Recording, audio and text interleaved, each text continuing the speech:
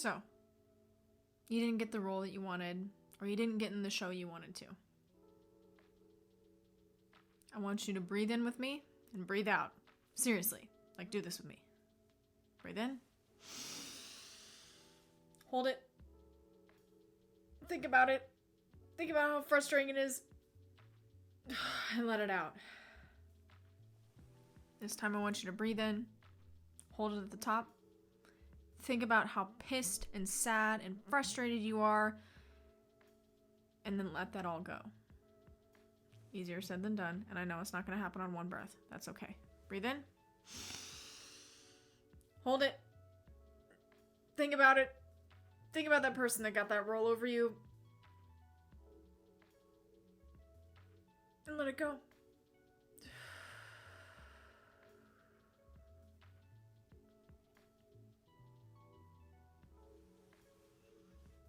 I know that's not going to help everything now. But I can tell you that it's not going to hurt as much over time. Right now, it sucks you didn't get on that cast list. It sucks that you didn't get in that ensemble. It sucks that you didn't get that role. And it sucks that that other person did.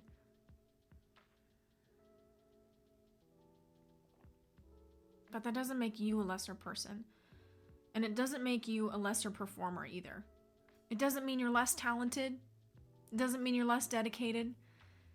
And it doesn't mean you have a less chance or a smaller chance of being on stage in the future. It really doesn't.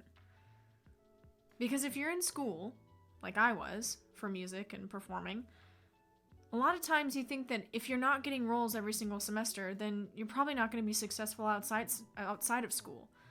When really that's actually not true, because a lot of people that I knew who never got a role in school graduated, and then they could audition for anybody they wanted to, not just one director.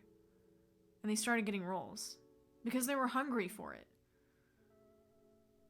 Now, if you're a person that got a lot of roles and you didn't get this one, well, guess what? You've already been able to experience what that feels like. This semester, you get to focus on other things. This time, you get to focus on other things. And if you're auditioning for regional theater and you're just getting back out there, or you're in a place where you're really trying to build your career in this area, what's so beautiful about performing outside of academia, especially, is that you have so many opportunities to audition. And every single audition is a practice. It is a practice, but it's also a business card. You're handing out a business card everywhere you go. That's all it is. And even in school, think of it that way. Every single time you step into an audition room, you are effectively giving somebody a business card and saying, hey, this is what I'm all about. This is what I like to sing. This is what I like to perform. This is what I like to read as monologues. These are the characters I like to play. This is the slice of humanity that I like to bring to you. And I really, really want you to think about that. I really want you to think about what slice of humanity are you bringing to that audition? Because that's what they're looking for, even if they don't know it yet. Some theaters are totally going to want to see your slice of humanity. And they're going to want to put you all over their stages.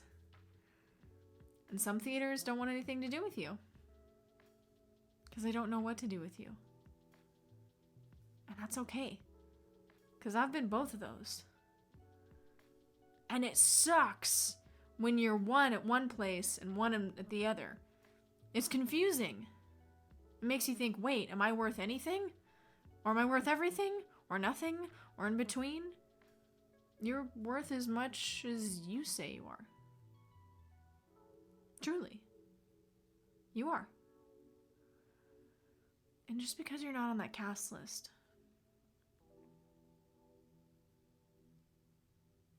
that doesn't mean anything. It means as much as you put into it. It means as much as the people around you put into it. It means as much as you let it mean. And sometimes that can be a lot. sometimes that can be so much that it makes people stop performing for the rest of their lives. I've seen that. I've been that. I get it. It freaking hurts. After putting that many hours or that many repetitions into a monologue or a performance or a song or a dance combination. My God, I was terrified of those dance combinations for musical theater auditions. And then coming out the other end and saying, wait, I did all that anxiety for nothing? Well, no, it wasn't for nothing.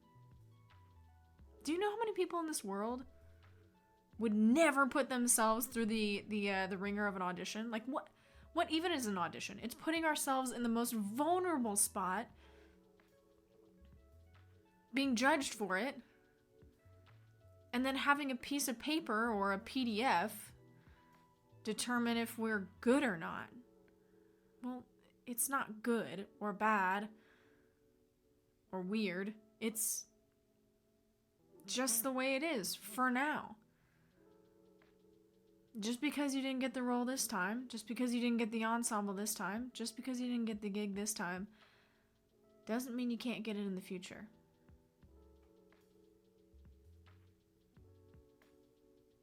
And I know you're probably tired. So, what you want to do right now is probably wallow.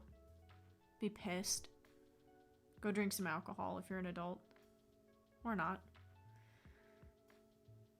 But what I urge you to do is something that lights you up. Seriously.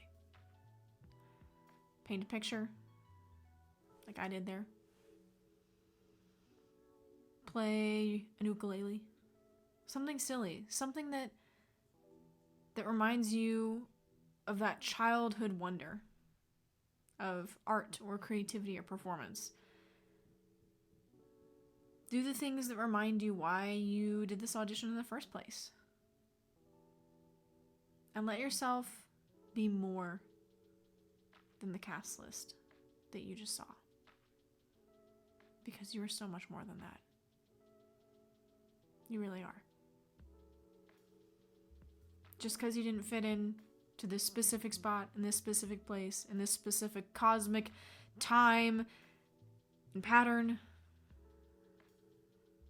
doesn't mean you're not worth anything. It means that you're needed for something else. And that's okay. But until then, be kind to yourself. Practice new songs that you're really excited about. Practice new monologues. Get excited about theater. Get excited about performing again in a way that really lights you up. And I'm sorry you didn't get that role.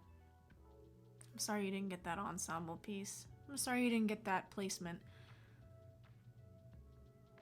But it doesn't mean you're lesser. Pinky promise. Now go do something fun. Seriously.